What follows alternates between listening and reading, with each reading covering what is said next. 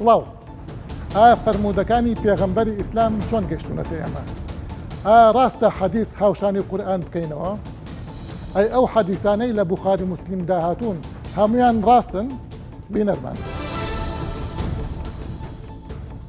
بە درێژایی مێژووی ئیسلامی سونی فەرموودەکانی پێغەمبەر وەک ئاەتەکانی قورئان سیر کراون و کەسێک نەبووە بتوانێت ڕخنەیان لێ بگرێت، چونکە هەر ڕخنەگرتنێک لە فەرموودە وەک دەرچوون لە دین سیرکراوە بە تایبەتی ئەو فەرموودانەی کە مۆرکی ڕاست یان سەحیحی لێدراوە و زانایان بەڕاستیان لە قەڵەمداوە. ئیدی ئەم فەرموودەیە چەندە لەگەڵ عەقڵ و منطق و واقع و زانستدا ناکۆک بێت هەر دەبێت قبول بکرێت و کەس ناتوانێت ڕخنەی لێ بگرێت. ئەمە لە کاتێکدایە مەزهەبەکانی تر بە هیچ شێوەیەک دانیان بەو فەرموودانە نەناوە کە لەلایەن سونە هاوشێوەی قورئان سیرکراون. لە ئێستادا زۆربەی ڕۆشنبیرانی ئاینی پێیان وایە سیرکردنی فەرموودە بەم ڕەهاییە و یەکسانکردنی بە قورئان بەڵکو پێش قورئان خستنیشی لە زۆر جار و لە لای زۆر زانایانی حەدیث گورجێکی گەورەی لە ئیسلام وشاندووە و هەر حەدیثە ئیسلامی ناشرین کردووە و لە دنیای هاوچەرخیدا بچڕاندووە، بەڵکو هەر حەدیثە دەبێتە هۆی سەرهەڵدانی چەندین گروپی تونڕەوی وەکو داعش. دەپرسین چۆن حەدیث و فەرموودەکانی پێغەمبەر گەیشتونەتە دەست موسڵمانان؟ ئایا هەرچی لە ناو سەحیحی بوخاری و موسلیمدا هەیە دەبێ بەڕاستدا بنرێت تەنانەت ئەگەر لەگەڵ زانست و لۆژیکیشدا نەگونجێن؟ مامۆستا مەسەلەی حەدیث لەم سەردەمە ئیشکالێتی زۆری دروست کردووە لای کەس خەڵکان و زۆریش قسەی لەسەرەکرێت. من ئەمە لە ئەوڵا پرسیار لەم بارەوە بکەم، ئایا حەدیث نووسینەوەی حەدیث فەرمانی خوا و پێغەمبەرە یان مەبەستم تەوقیفیە یا ئیجتیهادێکی زانایانە دوای چەند ساڵێک یان چەندەیەک یا سەدەیەک بیریان لەوە کردوێتەوە کە پێویستە حەدیث بنووسرێتەوە؟ شکو گومان لەوە دانیە کەوا گوتمان سنەی پێغەمبەر صلی الله عليه وسلم یەکێکە لە مەزدەرە هەرە گرنگەکانی شریعەتی ئیسلام و ئاینی پیرۆزی ئیسلام. بۆیە پێغەمبەری خدا صلی الله عليه وسلم و خدای پەروەردگاریش بۆ خۆی لە قورئانە پیرۆزەکەیدا لە چەندان ئاەت هانیان داوین کەوا ئاگاداری ئەو مەزدەرە بین کە خدای پەروەردگار بۆ خۆی لە قورئانە پیرۆزەکەیدا لە چەندان شوێن داوای ئیطاعەی پێغەمبەرمان لێ دەکات صلی الله عليه وسلم، داوای ئەوەمان لێ دەکات ئەوەی لە پێغەمبەرەوە هاتووە خذوا ما آتاكم الرسول وما آتاكم الرسول فخذوا وما نهاكم عنه فانتهوا. وبيغمبري خداش صلى الله عليه وسلم بۆ خۆی دەفەرمێت عليكم بسنتي. ئیطاعە بۆ کەسێک نییە کە بەرامبەرت بێت، بۆ نمونە بەڕێزت بە منەڵەی کاکە خۆت چاکە، بەڵێ فەرمانێکە کە مباشر بێت. بەڵێ مەقسەدم لەوە دێ ئینشاءالله فەرمانکردنەکەی خدای پەروەردگاریش و پێغەمبەرەکەش صلی الله عليه وسلم بۆ وەرگرتنی سنت یەکێک لە ئەوەکانی کە گوتمان پاراستنی سنەی تێدایە، یعنی پاراستنی سنەی تێدایە. بەس بمبورە مامۆستا بەس پێتوانی ئەمە هەر ئیجتیهادێکی بەشەریە یا تەویلی ئاەتێکە شتێکی نەسێکی صریحی صحیحی من نییە؟ بەڵێ نەسێکی صحیحی سەریح نییە، بەڵام واقع و عەقلیش ئیسپاتی دەکات کەوا ئەگەر بێت و سنەی پێغەمبەر صلی الله عليه وسلم بەس لە کاتی ئەمرکردنی وەرگرتنەکەی بێ ئەدی جیلەکانی دوایتری. بۆیە فەرمانکردن بە وەرگرتنەکەشی فرمانکردن بە پاراستنەکەشی تێدایە. ئەمما ئەو ئوسلوبەی کە عولەما پێی هەستاون بە تەدوینی حەدیث و ئوسلوبەکانی پاراستنی سنە ئەوە شکمان تێدا نییەکەوە شتێکی تەوقیفی نییە و ئیجتیهادی عولەمایە و بە هەر مەرحەلەیەک لە مەرحەلەکانی تێپەڕبوونی کات سنە شتێدا تێپەڕیوە و عولەما بەو شێوازە هەولیان داوە ئەو سنەیە بپارێزن. بەس مامۆستا ئەمە سیرەکەین بۆ نمونە تاکو سەردەمی عومەری کوڕی عەبدولعەزیز هەر هیچ شتێک یاخود ئەوەی کە دیار بێ نەنووسراوە، دوای ئەوە کە ئەنووسرێت تا ئەگاتە سەردەمی بڵین بوخاری و موسلیم 200 تی ئەپەڕێ بۆ ئەوەی کە حەدیث ڕاستە مەسەن مالک موەطەئی نووسێ بەس 1000 حەدیثە، بەڵام دوای سەرێکین 100,000 حەدیث دروستە بێت، 10,000 حەدیث دروستە بێت، وردە ئەین تەراکمی زیاکە لە جیاتی کەم بکە. وەڵای مامۆستای بەڕێز ئەو خاڵەی کەوا ئیشارەت بەوە دەکات کەوا فەجوەیەک هەبێت لە بینی پێغەمبەر صلی الله عليه وسلم و لە کاتی تەدوینی سنە ئێمەی ئەهلی سەلەف بڕوامان بەو فەجوەیە نییە، بەڵکو قەناعەتمان وایە کەوا سنەی پێغەمبەر صلی الله عليه وسلم لە زەمەنی پێغەمبەرەوە صلی الله عليه وسلم نووسراوەتەوە کە پێغەمبەری خدا صلی الله عليه وسلم بە خۆی فرمانی کردووە اکتبوا لأبي شاه حتى عبدوڵای بس ما مسأوى يك حديثة اكتب يعني يكشتبوا بلام دعاء نهى النبي صلى الله عليه وسلم عن كتابة الحديث فقال امحوا ما كتبتم أو كما قال أوي كوا عبدوڵای کوڕی عەمر ڕەزا و ڕەحمەتی خوای لێبێ كنت أكتب كل شيء عن النبي صلى الله عليه وسلم حتى نهاني القريش من هەموو شتێکم لێ دەنووسیەوە هەرچی لە پێغەمبەر صلى الله عليه وسلم قڕیشەکان نەهیان لێکردم گوتیان ئەوە پێغەمبەری خوداش بەشەرە تو چۆن هەموو شتێکی لێ دەنووسیەوە ئەمە تەناقوزێک نییە مثلا لەم لە ئەڵێ هیچ منووسن حدیثمانێک ئەڵێ هیچ لەبارەی منەوە منووسن ومن كتب شيئا فليمحه ئەو شتێکی نووسیەوە با بیسڕێتەوە عومەری کوڕی خەتاب نەیەشتۆ کەس بنووسێ ئەمە جارێک لە تەناقوز نییە لە بینی ئەم دوو ئەمرە ئینشاءالله لە ئەم سنەی پێغەمبەر صلى الله عليه وسلم و لە تەشریعی ئیسلامی پیرۆزدا هیچ تەناقوزێکمان نییە ئەم دوو حەدیثەمان هەیە لە ظاهردا تەناقوزی لەوانەیە تێدا بێت بەڵام کاتێک دەچینە ناو بابەتەکانیانەوە بە یەقین لە بۆمان دەردەکەوێت پێغەمبەری خوددا صلى الله عليه وسلم لە بیدایەتی ئەمر فەرمانی بە هاوڵانی کردکەوە قورئانی لێ نەنووسنەوە بەڵام پاشانەکە فرمانی پێکردن حتا وەکو بە عەبدوڵای کوڕی عەمر گوتی ئەی پێغەمبەری خوددا صلى الله عليه وسلم قوڕیشەکان ئاوا بە من دەڵێن ئەمن دەستم هەڵگرتووە گوتی اكتبوا عني كل شيء ئیشارەتی بۆ دەمی خۆی کرد گوتی فوالذي بعثني بالحق لا يخرج منها إلا الحق ما مسأسة برزت كإيمان بكامانا لم لا عمر رجاء أجرى لولا برز فرمي عبد الله أو مشكلة من لو دانية مشكلة من لبيني أو يعني ئەوەی کە پێغەمبەر صلى الله عليه وسلم فرمودەکانی پێغەمبەر صلى الله عليه وسلم کەوا لە سەرەتای ئەمر پێغەمبەر صلى الله عليه وسلم خشية أن يختلط السنة بالقرآن بس برزت خود باورد بەوە هەیە چونکە قورئان زمانێکە و سنە زمانێکە بە هیچ شێوەیەک تێکەڵاو نابن بەڵێ باوڕمان پێ هەیە لەبەر ئەوەی ئێستاکەش نەک ئەو کاتی ئێستاکەش زۆر لە کەسانێک دەتوانی سنەی وها بۆ بخوێنیەوە وا دەزانێت قورئانە پێغەمبەری خوداش صلى الله عليه وسلم لەوە لە خەڵکەکە ترسا پاشان کە تەئمینی کردکەوە خەڵکەکە خەڵتی بینی قورئان و سنە ناکە پێغەمبەری خوددا صلى الله عليه وسلم بۆ خۆی ئەمری پێکردو و نووسراوەتەوە و لە پاش وفاتی پێغەمبەری صلى الله عليه وسلم ئێمە قەناعەتمانێ هەر بەردەوام بووە زۆر باشە با من لێرە لەم بەشارە ئەوسم ئێمە سەر پرسیارێکی تر کە گرنگە بەلامەوە ئێمە ئەحادیثمان زۆرە مامۆستا بەڵام مەسەلەن لە بوخاری موسلیمی شاهەیە زۆر ئەحادیثەیە نە عەقڵ قبوڵیەکە با نەڵێم زۆر هەندێک ئەحادیثەیە نە عەقڵ قبوڵیەکە نە عیلم قبوڵیەکە لەم حاڵەتەیە ئێمە چی بکەین ناکرێ یعنی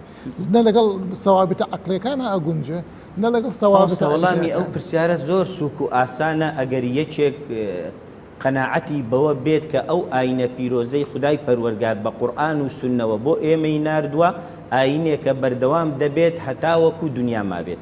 بۆیە ئەو شتەی کە عەقلی من و تو وەری ناگرێت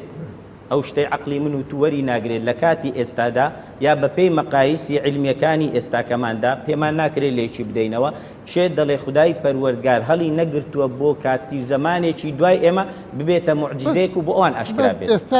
ئەو دینە هەمووی مڵکی من نییە لەو زمانە باش ئێستا ئێمە لەم سەردەمای ئاژینمان بۆ نمونە با نمونەیەک بێنینەوە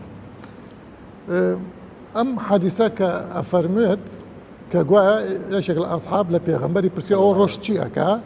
فەرموویەتی ئەچێت شەو لە بەردەمی خوا سوژدا ئەبا تا بەیانی ئیسراحەتەکە و بانی ئیزن لە خوای گەورە وەرەگرێت و جارێکی تر هەڵێتەوە بەس لە ئێستا ئێمە زەین ڕۆژ ئاوا نابێت لێرە ئاوا ئەبێت لە ئەمریکایە لە ئەمریکا ئاوا ئەبێت لە سینە اینجا خۆر بۆ چی ئەچێت سوژدە بەرێ و ئەم شتانە ناڵێ مامۆستا ئەو شتانە کە ئەوانە ئێستاکە عقل و علمی ئێستەی زمانی ئێستەی مە قبول ناکە لە زمانی پێغەمبەری صلى الله عليه وسلم ئەو شتانە بوو بەس من گومانم ئێوە قسە هەر پێغەمبەر بێ ئەسڵا ئەجاکە ئەوە دەگەڕێنەوە سەر بابەتێکی دیکە یعنی ڕیوایەت و حەدیث و سەنەدەکە لەوانەیە ڕاست ئەمە بیدایەت کە فەرمودەیەکی ئاهوا دێتە پێشەوە یەکەم شت لێی دەکۆنەوە ئایا ئەو فەرمودەیە صحیحە کە یەقین هات ئەگەر بوخاری موسلیمیشە مەقسەد یەقینمان هات کە صحیحە ئیتر خلاص ئێمە وەری دەگرین و تعبودی پێ دەکەین حەدیثی بوخاریمان هەیە بۆ نمونە من ئەکەلە سەبع عەجوەة لم يضره سم ولا سحر دەی فەرموو کەسێک بابێ ئێستا ئەجوەش بخوات و دوای زار بخوات و بزانمەی کوژیانە جەناڵێم ئێمە مامۆستا ناڵێم ئەو شتانە تعبودی پێ دەکەین ینی مەرج نییە ڕاست تعبودی پێ دەکەین ئەوەی کەوا پێغەمبەر صلی الله عليه وسلم فەرموویەتی لە ئەحادیثەکان و لە ئاەتەکان مەرج نییە ئێمە هەمووی بزانی لەو زەمانە چونکە ناڵێم ئەمە قەناعەتمان هەیە لەگەڵ سادەترین سەوابەتی علمی ناگونجێ ئەوەی کە ئێمە قەناعەتمان پێی هەیە قەناعەتمان پێی هەیە ئەو دینەی ئێمە بەردەوام دەبێت حیکەمەکانی و معجیزەکانی لە بۆ جیلانی دیکەش بەرداوێت ئەگەر بێت و هەموو شتێکی ئەو دینە لە زەمەنی ئێمە کەشف بێ ئەدی چی بۆ ئەوەی دوانمان بێت بنەماکانی بەڕازدانانی فەرموودەچین و ئایا تەنیا بنەما کۆنەکان بەسن بۆ بەڕازدانانی حەدیث یان لە سەردەمی گەشەی زانستدا پێویستمان بەڕێبازی نوێ هەیە. حەدیث قولی پێغەمبەری ئیسلامە ڕیوایەتێکە و هاتووە. پێغەمبەریش ئیسلامیش درودی خوای لەسەر مرۆڤێکە لە مێژووە لە زەمەنە لە فەرهەنگا ژیاوە بە پێی عەقڵیەتی خۆی سەردەمی خۆی خەڵکەکەی خۆی قسەی کردووە. ئەکرێ ئەم قسەیە ئەم گوتارە کە تەحدیدە بۆ مرۆڤەکان لە سەردەمێکە با بڵێن تەعمیم کرێت بە هەموو کات و زەمان و جوگرافیاکە. طبعا لا هەمومان معلومە پێغەمبەر محەممەد صلی الله عليه وسلم بۆ ئێمەی مسلمانان کۆڵەگەی دینە دین لە ڕێگەی ئەوەوە هاتووە و ئیسلام ئاشکرا کراوە و بەیانی کردووە. پێغەمبەر محەممەد صلی الله عليه وسلم وەکو کەسایەتیکی خۆی کە لە قورئانە باس کراوە معسوومیەتی درای تێپاڵی لە تاوانە ئەخلاقیەکان و گەورەکان ئەمە معسوومە. بۆیە من لەو سەرەتایەوە دەمەوێت کە زۆر جاریش ئەو قسەیە دەکەم پێغەمبەری خوا صلی الله عليه وسلم وەکو کەسێک سەیر بکرێ وەکو هەموو کەسەکان ئەمە بەشێکە چونکە ئەویش حەزی هەبووە ئارەزووی هەبووە ئینسان بووە گریاوە پێکەنیوە شتی حەز لێ بووە خۆیان فەرمێ ئینەما ئەنە بەشەر ئەوە بەشە بەشەریەکەی ئەمە وتەی هەبووە لەوێ قسەی هەبووە وەکو بەشە بەشەریەکەی کە دەفەرمی ئینەما ئەنە بەشەر مثلکم وەکو بەشێکی تریشە کە بەیانی شەرعی خوا دەکا ئەوش دەبی قسەی لەسەر بکرێتن و دەبی هەمومان بین پابەند بین پێوە بەڵام چۆن ئەمن پابەند دەبم بەم بابەتە و بەم فەرمودان بم بوورە مامۆستا ئەمە لە حاڵەتێکە ئەگەر سەتاسەد بزانی ئەمە قەولی پێغەمبەری ئیسلامە درودی خوای لەسەر بەڵام ئایا ئێمە تأکیدین لەوەی کە ئەمە قسەی ئەوە لە سەتاسەد وەکو کە ئازانیان قورئان کەلامی خوایە طبعا ئەمن زۆر ئەو تەشبیهە دەکەم و لێرەش دەیڵێمەوە خودای گەورە لە درێژایی مێژووی مرۆڤایەتی وحی ناردووە بۆ سەر زەوی ئینکاری ئەوە ناکرێتن باش ئەو وحیانەی کە خوددا نردیتی بۆ سەر زەوی بۆ مرۆڤەکان دیارە جۆری هەیە بە چیش دەزانین بەوە دەزانین کە قورئان خۆی ئیشارەتی پێکردیە بەنسبەت حجەتی حادیثەوە یعنی کە ئەخوێنیتەوە سێرەکەی بەڵگەی زۆر زەعیف بەڵگەی سەریحمان نییە بۆ نمونە شافعیە پێمان ئەڵێ کە ئەلکیتاب بریتێ لە قورئان ئەلحیکمەش لە قورئانە معنای سونە ئەگرێ بەڵام ئەلحیکمە لە قورئانە بۆ عیسا و بۆ موسا و بۆ خەڵکی تریش بە وەلەقەد ئاتەینا لوقمان خۆ لوقمان پێغەمبەریش نەبووە ئەلحیکمە بەڵێ دەن قسەیتی وتەکانیتی باشە بۆ ئەم حیکمەیە لەویا بۆتە سونەت بۆچی هەر حیکمە بە معنای ئەوە نییە کە ابن عباس ناڵێ سنە ابن عباس دەڵێ ومن يؤت الحكمة فقد أوتي خيرا كثيرا تفسير القرآن يعني أقل تفسيرش هەیە بەهەرحاڵ پێغەمبەری خوا صلی الله عليه وسلم دەزانم مەبەست ئەوەیە بڵێ وەکو حیکمەت قسەکانی ئایا حجەیە یا حیکمەیە دەکرێت زۆرێک لە قسەکانی حیکمە بی دەکرێت لە زۆرێک لە قسەکانی حجە بی بەڵام ئەو حجەیە هەتا سەرە دەکرێت بۆ زەمانێک حجە بی زەمانێک تر نا دەلیلیشمان علەما و زاناکانی پێشوونە مثلا بۆ نمونە ئەبوو حەنیفە دەستنوێژ ناشتێنی لە ئافرەتێکە ئی شافعی دەشتێنیتن خۆ هەردووشیان حەدیثەکانیان بینیوە تەفسیری ئاەتەکان دەکەن بیما یوناسیبی وەقتەکە و زەمانەکە ئێمە زۆر حەدیث لە بوخاری و مسلیمیشە بەڵام نە لەگەڵ عەقڵا ئەخوا نە لەگەڵ عیلمە بۆ نمونە ئەو حەدیثانی کە باس لەوەکە باس لە عیلمەکە بۆ نمونە ئەرز کە چۆنە یا خۆر کە چێتە بەردەمی خوا سوجدا بە یا کە پێی لێ پرسن هەورە بروسکە چیاڵە مەلەکێکە ئەدا بە سەوتێکەدا لە ئەمە چۆن بڵێنە مە حەدیثە و لە بوخاری و مسلیمی شایە و یا ئەو حەدیثەی کە باسی غەیبەکە ئێستا هەر غەیب نەماوە مەفاتیح الغەیبی خەمسون لە ئەوەی کە مناڵ کەس نازانێت چۆنەوە کەس نازانێت بەڵام ئێستا مناڵ پێ دەڵێ کوڕە دەوێت یا کەس نەگەر ئەنجا باران ئەوم کەس دەزانێت کە هێبارێ پێتوانی ئەمە ضربەیە لە حەدیث خۆی کە بڵێن حجە یا قسەی پێغەمبەرن ضربەنیە لە پێغەمبەری ئیسلام خۆی زۆر جار لە حەدیثانەی کە باسی ئەخلاقیات لە پێغەمبەری خوا دەجێڕنەوە بەڵێ ئەمە زۆر جار قسەمان کردووە کە ناکرێم حەدیثانە بێنینە پێش کە لە کەداری علمیەتی پێغەمبەری خوا بکە یان ئەخلاقیاتی پێغەمبەری خوا بکە کە هەندێک حەدیثمانەیە لە بوخاریش هەیە مع احتراماتنا بۆ بوخاری کە مناڵێکی 9 ساڵەی مارە کردەوە مثلا ئەمە ناکرێتن یان دەبی يعني پێت وایە لەگەڵ ئەخلاقیاتی نبووەتان یان دەڵێتن جارێکیان ئافرەتێکی بینی چۆ ماڵ و قەزای حاجی لەگە خێزانی کردو هاتەوە فەرمووی ئێوەش وا بکەن ئەگەر یان کە نەمە نەزەری کردویان ئافرەتەکەی بینی ئەمانە ناگونجێت لەگە ئەخلاقیاتی مرۆڤ کەسێکی مەسن خۆی بە دیندار بزانی کەیفما بە کەسێک وەکو پێغەمبەر محەممەد صلی الله عليه وسلم بنەماکانی حەدیث کە دانراوە ئەمە حەدیثی پێوەڵدەگرین پێویستی بە گۆڕانکاری پێویستی بە قسەکردن هەست تەخیری خوێندنەوەی منهەجی خوێندنەوەی منهەجی خوێندنەوەی چونکە ئێستا بۆ نمونە قەواعید هەیە بۆ وەڵگرتنی حەدیث ئێمە لە محاضرەیەک بووین زغلول النجار کە پیاوێکی بەرزە باسی حەدیثی کرد و ئەعجازی علمی لە حەدیثە قسەیەکی کرد فەرمووی ئێستا بەشە تەکنۆلۆژیا و پێشکەوتن و زانست فەلەک و طب و زانستی علوم ئەمانە ئەوەندە پێشکەوتوو بووە بە ضروری دەزانم ببێتە بەشێک لە پاکنووسی و پاکردنەوەی حەدیثەکانی پێغەمبەری خوا ببێتە قەواعید بنەما بۆی حەدیثی پێوەڵبژێت يعني ئەیلم ببێتە بەشێک بۆی بەس مامۆستا بمبورە من هەمومان لە چەند مەلامان بەتایبەتی سەلەفیەکانمان بیستووە ئەڵێ عەرز تەختە لەبەرەوەی خوا ئافەرمێت تەختە هەتا ئێوارە عیلم بڵێ عەرز خڕە عەرز هەر تەختە هەندێک فکرە هەن ئەوەی باست کرد ئەمانە بڕیاریان داوە گۆڕانکاری نەکەن لە 300 یەکەم دەرنەچن کە ئێمەش باوەڕمان بەو شتێن نییە 300 یەکەم ڕێزیان هەیە بەڵام دەکرێتن ئێستا حجە و علم و شتی تر هاتیە هەتا خودی یەکێ لەو قەواعیدانی کە زۆر گرنگە ئەمە وەلی بین پێم وایە زۆرێ لە مشکلەکانمان حەلەکە ئەویش ئەوەیە کە حەدیثی پێغەمبەری خوا دەفەرمێ ئەنتم ئەعلەم بئوموری دونیاکم ئوموری دنیا ئێمە چییە ئێستا هەندێک لە زانایان هاتوونە تەصنیفیان کردیە کە کۆمەڵایەتیە سەربازیە اقتصادية يعني نظاميارية ئابووریە هەروەها کۆمەڵایەتیە کەواتە تووک لەم هاتیە دەرێ ئەمە بە خۆمان دەزانین ئەو کاتە زۆر ئیشکالیاتی کە هەندێک حەدیث هەیە مشکلت نامێنێت چەند نمونەیەکیش دێنمەوە لەوانە قسەکانیش دەکەم ئەگەر نەگونجێت لەگەڵ مەجلیسە بەڵام بۆ تەوزیح بۆ بەیانە لە سەردەمی پێغەمبەری خوا صلی الله علیه و سلم لە ڕووی کۆمەڵایەتیەوە WC نەبووە مرافق نەبووە ئێستا کە هەیە ناکرێت دووسێ حەدیثمان هەیە لەسەر خەلا ئەمانە ئێستا تەطبیقێکی کە زۆر خاوێنە بمبورە ئەوەن بلوچەکان و پاکستانەکان تاساوە تەطبیقەکەن غەڵەتێکی زۆر گەورەیە زۆر لە ئەولەما چێگرانە ئیمامی زەهەبی و کتێبێکیش لەم تازانە ئێستا ناتە خەیاڵم ناوکەی ئەڵێن ئەو کە ئەم عالمەیان ئەڵێ تقریبا هەموو صحاح و مەسانید و ئەوانەی هێناوە لە هەمویان 3900 حەدیثی بەڕاستسانیوە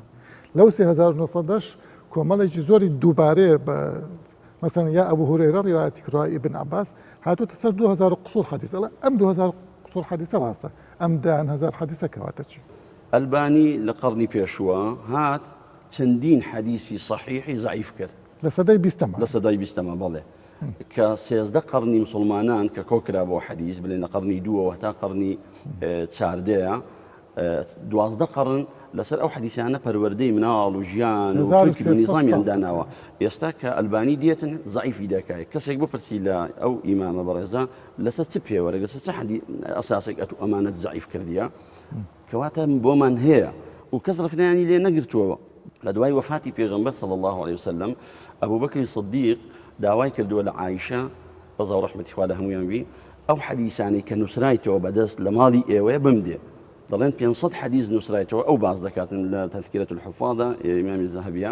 دەڵێ 500 حەدیث بوو ئەبوو بەکری صدیق بردیەوە هەمووی خوێندەوە دوای هەمووی سووتان چونکە ئەوە گومان لێ نییەش کە ئەم حەدیثە يعني والروايات لە پێغەمبەرەوە صلی الله عليه وسلم هەل دوای وفاتی هەمووی سووتان ئەمە لەبەرچی و بۆچی ئەمە هەدەف لێ چ بوو ئایا من ئێستا کە ناتوانم جاری وایە لە حەدیثێکە استفهامك بك مثلا دلم كاك بيناتي ما حديث بيغمبري خوابي اما علامتي استفهام بيت السري بقراني وصف كريم ين بنزان وصف كريم لكاتيكا اما هي الكتابه كان خوش معنا ئایا ڕاستە فەرموودە هاوشانی قورئان بکرێت لە کاتێکدا فەرموودە لەلایەن مرۆڤەوە کۆکراوەتەوە و نووسراوە و پشت بە لێکدانەوە و لەبەرکردنی ئەو کەسانە بەستراوە کە لەو سەردەمەدا ژیاون؟ قورئان شتێکی تەوقیفیە بە پێی هەموو مەذهەبەکان خوای گەورە لە ئاسمانەوە ناردوێتی خوارەوە بۆ سەر پێغەمبەر لەفظەن و مەعنا باشە بەڵام حەدیث وانە حەدیث پێغەمبەر درودی خوای لەسەر ڕۆژێک لە ڕۆژان لە شوێنێک قسەی کردووە سەحابێک گوێ لێ بۆ کەسێک بینیوێتی شتێکی کردووە دوای وەفاتی پێغەمبەر جێراوێتەوە اونجا 200 ساڵ دوای ئەوە گەیشتوتە دەست خەڵک چۆن ئەکرێ ئێمە هەردووکی وەک یەک سیر بکەین بڵین هەردووکیان حجەن لەم باسەیە. بسم الله. طبعا یەکەم توقیفی چییە؟ توقیفی ئەو نەسەیەکەوە وەقفی لەسەر کراوە ثابت بووە. ئاەت ئەوە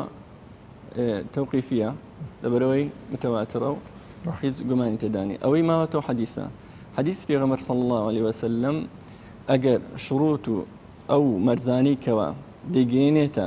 مرتبەیەکی حەدیث واتە قسەکە بۆ پێغەمبەری خوا عەلەیهی الصەڵات وەسەلام بجێڕدرێتەوە ئەو کاتی ئەویش دەبێتە توقیفی واتە نەسێکە و عەمەلی پێ دەکرێتن بەڵام بەو مەرزانەی کەوە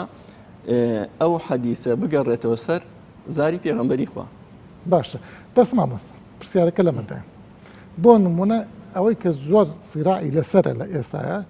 صحیحی بوخاریە بە دەرەجەی یەکەم صحیحی مسلیمە بە دەرەجەی دووەم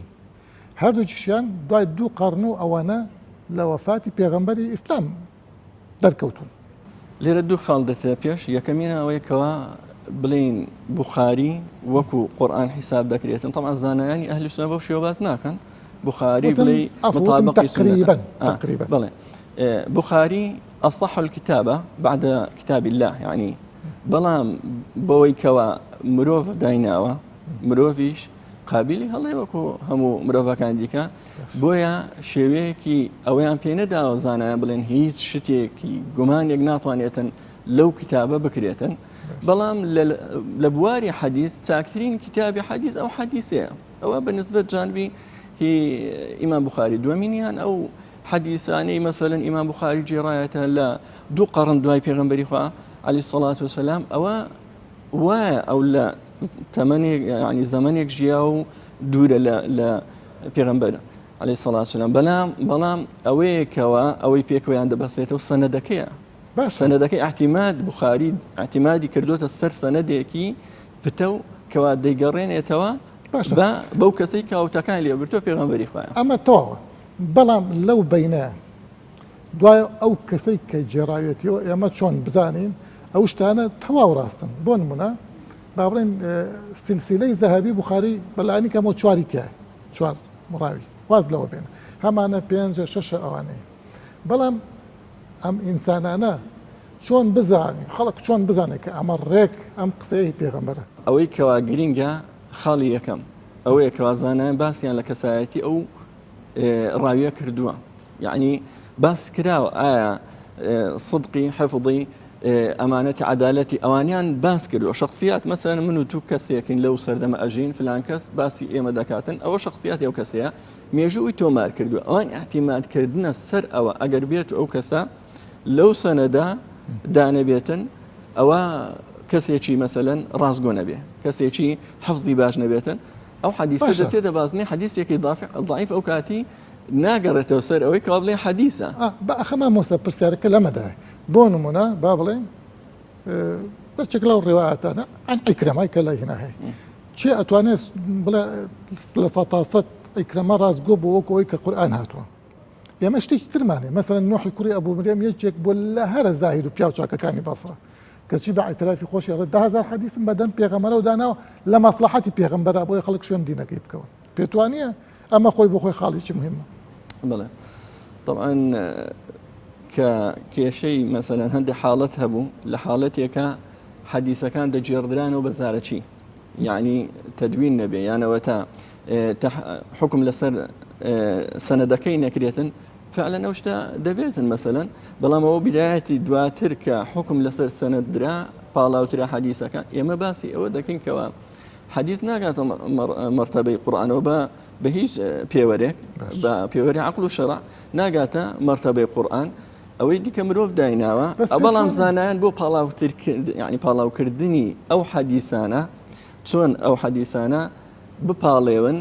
ئەوەی تێکەڵ بووە بەو شێوەی جەنابەت باست کرد کەسێکە ڕازگۆنیە کەسێکە حەدیثی داناوە چی لێ بکەن باشە هەستاون ئالەتێکیان داناوە بۆ پاڵاوکردنی ئەو حەدیثە ئێستا با بێمە سەر نمونە یەک نمونە هەموو لەوانەیە کاتمان زۆر نەبێ مەسەلەن ئەم حەدیثە کە بوخاری وابزانم مسلیمیش ڕیوایەتی کردووە هەر کەسێ حەودانێک خورما بخوا عەجووە لە ڕۆژێکە لە بانیە لەم یەضوڕه سم ولا سحر وایە باش ئەکرێ ئێمە بڵین ئەم حەدیسە سەحیحە کە بە پێی عەقڵ و مەنطیق وانە بۆ نمونە تۆ توانی حەو عەجووەی مەدینە بخۆیت و بە دوای ئەوە پیاڵەی زەهر بخۆیتەوە ناتکوژە پێت وایە ئەمە ڕاستە بڵێ حەدیسی لە بوخاری بێتن یان لە موسلیم بێلیان لە هەر شوێنێکی تر بێتن ئەوە دەگەڕێتە سەر ئەوەی ئایا یەکەمینیان ئەو حەدیسە ئەوە قسەی زانانە قسەی من طبعا زانانی علومی حەدیث باز دەکەن ئەو حەدیسانی کە ئیشکال لە صەحەی هەیە ئەوەیە کە یەکەم مخالفی قورئان نەبێتن دووەم مخالفی یعنی نصوصێکی ثابت نەبێتن ئەگەر بێت و حەدیثێک مەسەلەن بەو شێوەیە هاتو دیتمان وتەیەکی تایە مخالفی قورئانە ئەوە زانایان تەوقیف دەکەن لەسەری لە ڕاستیدا هەموو ئەو شتانەی لە مێژووە گەیشتون بە ئێمە دەبێ بخرێنە ژێر وردبینی و کەشف و خوێندنەوەی منطقی نەکشیکردنەوەی ئەفسانەی و غەیبیانە بە تایبەتی ئەوانەی پەیوەستن بە واقع و ژیانی ڕۆژانەی ئێمەوە.